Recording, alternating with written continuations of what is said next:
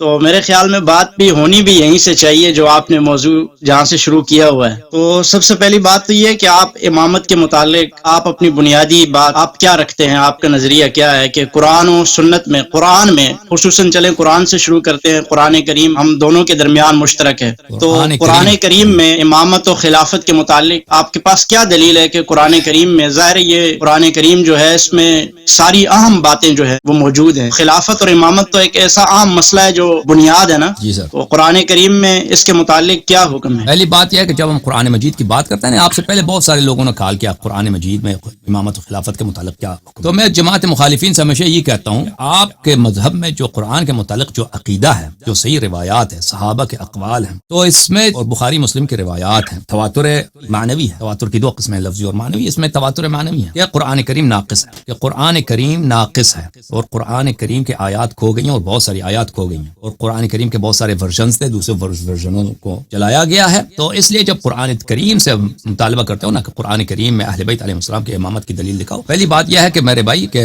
ہماری بات جو چل رہی تھی آج کی موضوع کا، آپ نے جو کہا نا وہ ابو بکر کی خلافت پر ہے. ابو بکر کی خلافت وہ ٹھیک ہے، لیکن وہ خلافت آپ کے نزدیک تو ابو بکر سے نہیں شروع ہوتی. ہمارے نزدیک ابو بکر سے شروع نہیں، ابو بکر کی خلافت منسوخ. تو پھر آپ جب خلافت کی بات کریں گے تو آپ حضرت ابو بکر سے تو نہیں کریں گے نا، تو آپ تو اپنے وہاں سے بات کریں گے. آپ لیکن آپ تو کرتے ہیں نا ابو بکر کی خلافت سے شروع کرتے ہیں. آپ کہتے ہیں ابو بکر کی خلافت صحیح ہے اور کہتے ہیں ابو خلافت پہ کوئی نص ہے ہی نہیں. قرآن کریم کا مقصد یہ ہے قرآن کریم جب آپ کے پاس نہ رسول اللہ صلی اللہ علیہ وسلم کی کوئی حدیث ہے، نہ قرآن کی کوئی آیت ہے، نہ صحابہ کسی صحابی کا قول ہے، قرآن کریم کامل ہے، اس میں نقصان نہیں ہے. اس کے برعکس آپ کے، لیکن آپ اسی قرآن کریم کو آپ مانتے ہیں جو ابھی موجود ہے. جی ہاں مانتے ہیں، بالکل مانتے ہیں، لیکن آپ نہیں. آپ کا جی سر بسم اللہ بولیں. صحیح ہے. میں آپ سے یہ پوچھ رہا تھا کہ جب یہ ناقص ہے آپ کے نزدیک تو پھر آپ اس قرآن کریم کو مانتے ہیں؟ آپ کے میں یہ کروں کہ آپ کے کتب میں ناقص ہے اور آپ کے صحابہ نے فرمایا ہے کہ یہ قرآن ناقص ہے، اصلی قرآن کو بکری کہا گئی ہے. تو چلیں جتنا ہے دیکھیں. بات دوسری طرف یہ ایک الگ عنوان ہے، یہ ایک الگ ٹاپک ہے کہ قرآن ناقص ہے یہ کامل ہے،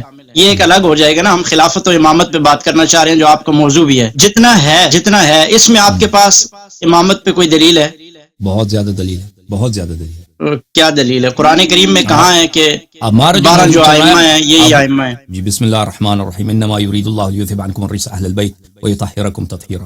اللہ تعالیٰ نے ارادہ کیا ہے، یہ اللہ تعالیٰ کا ارادہ ہے کہ اللہ تعالیٰ خود آپ اہل بیت علیہ السلام سے، اور صرف آپ اہل بیت علیہ السلام سے، انما حصر کے لیے آپ سے ہر قسم کے رجس دور کرے گا اور آپ کو پاک و پاکیزہ بنائے گا. اللہ تعالیٰ نے جس بات کا ارادہ کیا ہے، اللہ تعالیٰ جس بات کا ارادہ کیا اللہ تعالیٰ اس کو کامل کر دے گا. ٹھیک ہے، اور اللہ تعالیٰ اس کو کامل کر دے گا. اللہ تعالیٰ کو روکنے والا کوئی نہیں ہے اس کے ارادے کے سامنے. تو اللہ تعالیٰ نے جب خود اللہ تعالیٰ نے فرمایا ہے کہ میں نے اس بات کی ذمہ داری قبول کی ہے کہ میں اہل بیت علیہ السلام کو ہر قسم کی گناہ سے، ہر قسم کی رجس سے، ہر قسم کی برائی سے، چاہے وہ برائی شرع میں ہو یا برائی عرف میں ہو، ظاہری ہو یا باطنی ہو، میں اس سے ان کو دور کروں گا اور ان کو پاک و پاکیزہ بناؤں گا ہر قسم کی برائی سے. تو اہل بیت علیہ السلام مطہر ہیں، پاک ہیں ہر برائی سے، ہر گناہ سے، ہر خطا سے. اور اگر کوئی شخص دنیا میں آپ کو ملے نا کہ اس کی ہر بات صحیح ہے، وہ ہر برائی سے مبرہ ہے، اس کا ہر فعل صحیح ہے، وہ جب آپ کو کسی بات کی دعوت دے گا تو حق بات کی دعوت دے گا، باطل کی نہیں دے گا، بدعت کی نہیں دے گا. یہ تو دیکھیں نا، اس کا مطلب یہ ہے کہ وہ کبھی آپ کو گمراہ نہیں کرے گا. اس کی جب تک آپ اطاعت کریں گے، جب تک اس کی اتباع کریں گے، وہ کبھی کسی، چاہے وہ عقیدے میں ہو یا احکام میں ہو، دنیائی مسائل میں ہو یا عبادی مسائل میں ہو، نسک میں ہو، جس بات میں بھی آپ اس کی اتباع کریں یا علمی مسائل میں اس کی بات کو مانیں گے، وہ آپ ثواب پہ رہیں گے، آپ راہ حق پہ رہیں گے. امامت کا یہی مقصد ہے، امامت سے یہی مراد ہے. ہم رسول پاک صلی اللہ علیہ وسلم کے بعد ایسے ہستیوں کی اتباع کریں جن اگر ان کی اتباع کر لی تو ہماری گارنٹی ہو جائے گی کہ ہم کبھی گمراہ نہ ہو جائیں. جیسے کہ اگر رسول پاک صلی اللہ علیہ وسلم زندہ ہوتے تو وہ بھی جو بھی فرماتے ہیں نا مختلف مسائل میں، جو اختلافی مسائل ہیں، فرماتے ہیں کہ اس طرح نہیں ہے، اس طرح ہے، تو کوئی بھی ان کی بات مانتے تو اس میں کوئی جھگڑا تو نہیں، ان سے کوئی نزاع تو نہیں، وہ جو بھی کہتے ہیں وہی فصل الخطاب ہے. تو اسی طرح رسول پاک صلی اللہ علیہ وسلم کے بعد پوری امت کے لیے، بشمول صحابہ، بشمول ابو بکر عمر، ان سب کے لیے جو نمونہ عمل ہے، جن کی لیڈرشپ ثابت ہے، اور یہ روایات متواتر ہیں کی آیت تھی پاکستان پاک کی شان میں نازل ہوئی ہے، الحمدللہ رب العالمین. تو یہ قرآن مجید سے ثابت. مزید بولیں آپ. یہ نص تو اس کو نہیں کہا جاتا. نص تو یہ ہے کہ ان کے متعلق اللہ تعالیٰ نے ان شخصیات کے نام لے کر کہا ہو، جیسے کہ قرآن کریم میں اللہ تعالیٰ نے پچھلے انبیاء کرام کے نام لے کر بتائے ہیں. تو آپ کیسے یہ کہہ سکتے ہیں کہ یہ ان کے متعلق ہے اور اہل بیت کو اس سے مراد یہ ہے کہ ان کو اس سے مراد یہ قرآن پہ رہیے گا. علیاری صاحب قرآن سے بات ہوگی سب سے پہلے. آپ جتنی مختصر بات ہو وہی زیادہ بہتر ہے، لمبی میں نہ جائیں، قرآن کریم پہ رہتے ہیں. آپ بتائیے کہ کہاں پہ ان ان کے نام ہیں کہ یہ میرے بعد جو ہے وہ حضور صلی اللہ علیہ وسلم نے فرمایا ہو؟ ٹھیک ہے، ہم نام قرآن آپ کو کریم دکھائیں میں گے. یہ بات سب سے پہلے تو موجود ہم ہے. آپ ان کے نام دکھائیں گے قرآن سے، اور ان کے انساب بھی دکھائیں گے نا.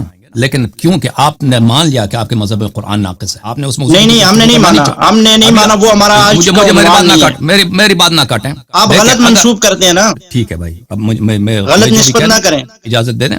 ابھی ہم نے آپ نے جو قرآن کا نام لے لیا، میں نے کہہ دیا آپ کے پاس کوئی دلیل نہیں ہے، نہ قرآن کی کوئی آیت ہے، نہ رسول پاک صلی اللہ علیہ وسلم کی کوئی حدیث ہے، وہ چاہے ضعیف ہی کیوں نہ ہو، نہ صحابی کا کس کوئی بات قول. پہ؟ تو سنیں تاکہ میں دوبارہ تکرار کروں کیونکہ آپ کو سمجھ نہیں آئی. یہ قرآن کامل ہے، آپ کے پاس کوئی دلیل نہیں ہے. قرآن کے کامل ہونے پر نہ قرآن کی آیت ہے آپ کے پاس، نہ کوئی حدیث رسول صلی اللہ علیہ وسلم چاہے ضعیف ہو وہ بھی نہیں ہے، اور نہ کسی صحابی کی شہادت. اس کے برعکس رسول پاک صلی اللہ علیہ وسلم کی احادیث ہیں آپ کے بخاری میں جو واضح دلالت کرتی ہیں کہ یہ قرآن ناقص ہے. صحابہ کے بہت سارے اقوال ہیں آپ کے بخاری، مسلم اور صحاح میں. میں نے کیا عرض کیا، میں نے کہا یہ تواتر معنوی ہے آپ کے کتب میں. تو آپ مجھے کہتے ہیں نا جو میں نے حدیث آپ کو، میں نے جو آئے تطہیر آپ کو پڑھا ہے، اور یہ واضح ہے، اس میں کوئی کسی قسم کا نزاع ہے ہی نہیں ہے کہ یہ اللہ تعالیٰ نے اہل بیت کا نام لے کر، اللہ تعالیٰ نے اہل بیت علیہ السلام کا نام لے کر یہ آیت نازل فرمایا ہے. رسالت پناہ صلی اللہ علیہ وآلہ وسلم نے ان کو کملی کے داخل کر کے، تاکہ دوسرے نہ کہتے کہ ہم بھی اہل بیت میں سے ہیں، کملی کے اندر داخل کر کے فرمایا اہل بیت یہ ہیں. اور یہ احادیث آپ کے کتب میں متواتر ہیں. رسالت پناہ صلی اللہ علیہ وسلم نے بہت سارے 30 سے زیادہ صحابی نے روایت کیا، ٹھیک ہے. اور اس رسالت پناہ صلی اللہ علیہ وسلم نے صرف یہ پنجتن پاک کے لیے پڑھی ہے. اور رسالت پناہ صلی اللہ علیہ وسلم نے آپ کے پاس کوئی حدیث نہیں ہے آپ کے اپنے کتب میں، شیعہ کتب کو چھوڑیے، آپ کے اپنے کتب میں یہ ازواج کے لیے بھی پڑھی ہیں. اور رسالت پناہ صلی اللہ علیہ وسلم نے بار بار نماز صبح سے پہلے اذان فجر کے وقت آتے تھے، حضرت زہرا سلام اللہ علیہا کے دروازے پہ آیت تطہیر کی تلاوت کرتے تھے اور فرماتے تھے الصلاۃ یا اہل بیت النبوہ، نماز کے لیے تیار ہو جائے یا اہل بیت علیہم الصلاۃ والسلام. یہ احادیث آپ کے کتب میں متواتر ہیں. اگر آپ کو پتہ نہیں ہے تو کبھی آ جائیے، ہم یہاں پہ لیکچر دیں گے، وہ احادیث ایک ایک کر کے آپ کو دکھائیں گے. تو رسالت پناہ صلی اللہ علیہ وسلم نے بیان فرمایا. اب آپ کہتے ہیں کہ نام، اس میں نام نہیں ہے، بہت ساری چیزیں ہیں اس میں، قرآن کریم میں اس کی تفصیلات نہیں ہے. قرآن نے فرمایا نماز پڑھو، نہیں بتایا کہ نماز فجر 2 رکعت ہے. اگر قرآن نے یہ فرمایا کہ میں اہل بیت کو میں نے پاک و پاکیزہ بنایا، ان میں نہ گناہ ہے نہ رجس سے کوئی چیز نہیں ہے، وہ ہر عیب سے مبرہ ہے، تو پتہ یہ چلا کہ اہل بیت جو بھی ہیں یہ معصوم ہے. یہ جو بھی حکم دیں وہ صحیح حکم دیں گے، ان کی اطاعت کرو گے تو کبھی گمراہ نہ ہو جاؤ گے. ان کا ہر کلام، ہر فعل عین مرضی الہی ہے، رضا الہی، عین شریعت ہے، عین ثواب ہے. ان کی اتباع کرو، ان جیسے عمل کرو، تو یہ تو ثابت ہو گیا. اب آتے ہیں کہ یہ جیسے قرآن نے فرمایا کہ نماز پڑھو، اگر نہیں بتایا کہ نماز 4 رکعت ہے تو ہم سنت متواتر سے ثابت کریں گے نماز ظہر 4 رکعت ہے. اسی طرح یہاں پہ اہل بیت علیہ السلام، رسول اللہ صلی اللہ علیہ وسلم نے واضح فرمایا کہ ان کے اہل بیت کون ہیں، اس میں کوئی نزاع ہے ہی نہیں ہے. کتاب مسلم میں ایک پورا باب ہے، باب مناقب اہل بیت النبی صلی اللہ علیہ وآلہ وسلم. وہاں پر انہوں نے یہ روایت کیا ہے کہ رسول عائشہ سے روایت کیا ہے کہ رسول پاک صلی اللہ علیہ وسلم نے ان کو کملی کے نیچے داخل کر کے فرمایا انما یرید اللہ لیذھب عنکم الرجس اہل البیت ویطہرکم تطہیرا.